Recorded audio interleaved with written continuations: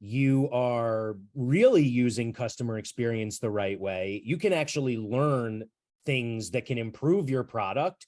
And instead of hiding that, or, being ashamed that a customer knew better than you can highlight that. I mean, how's that for customer experience, to show that you really appreciate them, right? And similarly, like, I mean, it's almost like I don't even know how to explain what authenticity means, except that, like, every business should have their core values. They have their value statement.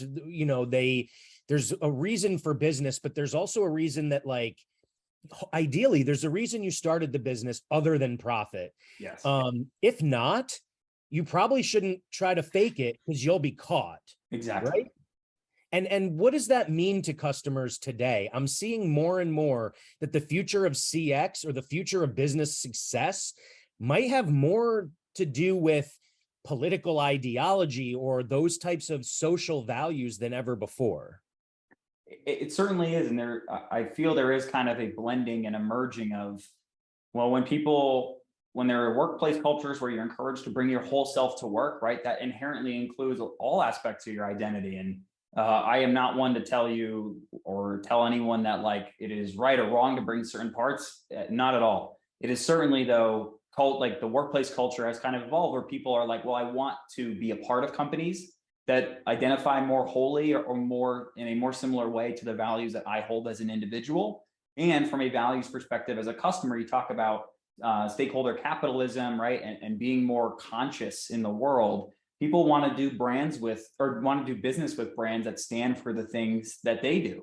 And so there certainly is this interesting balance where you want to be authentic and connect with the things that your customers seem to care about or your audience cares about. And how do you do that in an authentic way? I will tell you, for Pride Month, you see all of these companies make a rainbow logo, and then what, right? So I think there is a lot of performative work that's being done. And the thing is, people see through that. And so it's kind of hard as a brand. Is it better to not do anything or do something in an authentic way?